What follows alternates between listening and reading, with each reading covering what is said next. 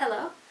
So that was the first part of the assignment. The second part of the assignment is the issue that we get to unravel and do a bit of research on.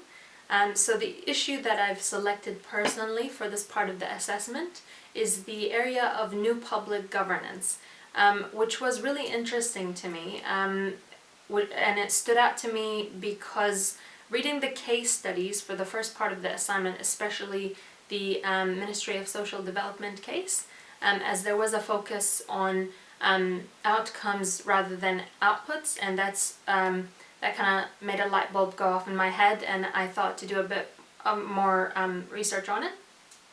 And also it interested me from an exploration of articles, including the New Public Governance article by Osborne in 2009. So what was the driving force behind the recent revolutionary reforms in New Zealand? That was the question that I really asked myself in order to kind of unravel what this topic was going to be about and what it was about to uncover for me personally for my education. So new public governance had come into being in the 1980s. The New Zealand public sector has just started the journey of rigorous reforms with which came both cynicism and acclaim, as people could see both sides to the equation. And in New Zealand there was a managerialist phase that was unfolding between 1978 and 1985. This involved introducing private sector management techniques and accrual accounting into the public sector, as you can see on this slide here. So that is the, shall we say, the storyline of the new public governance and how it came about. So from there, I decided to really look into the socio-political impact for this phase and what kind of impact this phase had on those affected. The result, probably the most prominent result of the impact of this phase, was that there was a need for a holistic sort of accountability. So one recent development was the institution of integrated contracting for facilities delivered by non-governmental organizations, or NGOs. So the NGOs are similar to the ones that we've studied for the first part of this assessment. And a main feature of this is the result of the outcomes to be realized by a certain NGO in the service it provides to its clientele. So rather than being profit-focused and being a bit more socially focused on the betterment of people's lives, especially in the Ministry of Social Development case. In the Sydney Cross City Tunnel case, there was a focus on profit, leaving the toll prices too high, which eventually didn't turn out too well for them. So these events have really led to a more holistic approach overall. So as we journey through the journey of new public governance, the Labour-led government has assumed steady and pragmatic yet noteworthy changes into public management structures and philosophies. With legislative adjustments in 2004, these changes have advanced and sometimes even reversed the model employed originally by the Labour government in the late 1980s and then under the national government in the early 1990s. So there's a few phases or hallmarks of the journey of the new public governance that I was interested in and thought to look into. There was firstly a reintegration of policy, operations and purchaser-provider splits. The government in 2001 intended to re-establish the public's trust in public services, to restructure capacity in the state sector, and to evade any additional plans for swift or deeply seated changes and mitigate away from those, quick radical reforms that were taking place. The Labour Alliance government appointed a review of the centre in 2001, which documented 3 priorities for adjustments. The first one being better integrated, people-focused service distribution or delivery. The second being reducing fragmentation and improving the alignment of public services. And thirdly, enhancing the people and culture of the state sector. So this policy seemed to obtain a level of ambiguity, as their policy insisted that there was strategic assets which needed to remain in New Zealand, even though no definition of what constituted a strategic asset was ever publicly stated.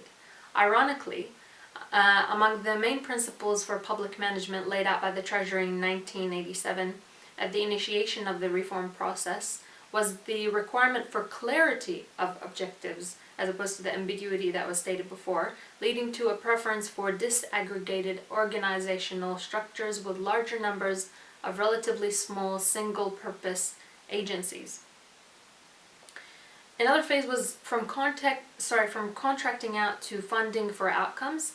Contracting out still occurs under this model, however, there is more focus again on social outcomes and on interagency coordination and integration with other agencies. So this was similar to what I mentioned earlier in the first part of the assessment, where an organization which is against domestic violence would collaborate with another organization such as the Self-Defense Course, and that would be funded under the Ministry of Social Development.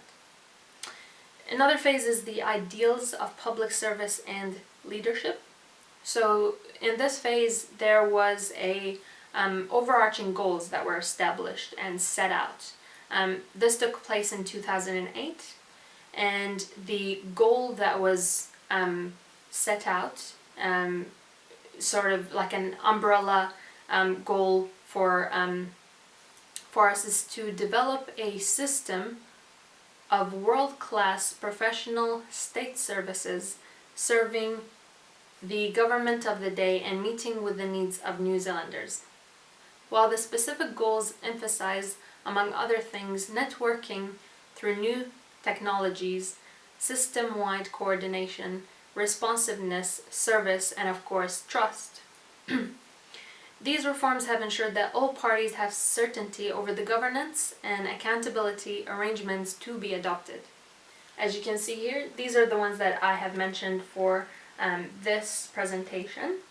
So while this was a prudent reform to ensure greater certainty and discipline, it also reduced freedom to manage and organizational independence, which is what I mentioned before about there being 2 sides of the coin, and some people were cynical towards the reform and others actually acclaimed it and were happy with it.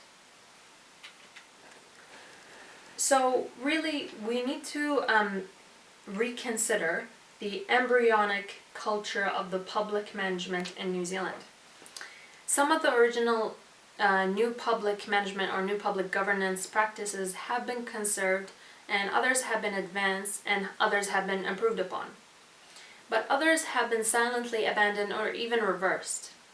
Having said this, ultimately the past power of the commercial rationalism on public management development has given way to a broader concern for public service moral code and cooperation and social outcomes, as you can see here. So now as I conclude on my learning from this assessment, I reflect about what I've learned about management and governance, but especially with regards to my major of accounting. I've realized that from researching New Zealand's history and the journey and emergence of the new public governance that nothing is really forever. Everything's always evolving and altering, becoming something else. And as DeVries said in a 2013 article, I've learned about the executive that it was dynamic, changing, and needing frequent vision. So this learning had broadened my knowledge in that I now better appreciate how the areas of accountability presentation, and economic performance all interlink and are a huge part of the governance and management arrangements that occur to facilitate the delivery of service from a not-for-profit organization or a public benefit organization. So this research really provided a better understanding of the socio-political nature of the arena that us accountants and even other workers are working. It is clear that the economy and overall well-being in the country would be relevant as part of thriving as an accountant. This is one application that I personally thought was going to be very practical for me in the future. New Zealand's overall economic performance had improved significantly. However, it is hard to pinpoint a link between public sector reforms and improvements in the economy. So all in all, the challenge is really to match the improvements in financial information with improvements in reporting social outcomes, which is a similar challenge that the Ministry of Social Development was experiencing. So as I conclude, I come to realize that as society's needs are evolving and they transition into a deeper and wider meaning, the accounting profession can also expect to be reformed radically, and that what was the accounting that was once considered bean counting is now really about making the beans count. So that is all for me. Thank you very much for listening to my presentation, and thank you.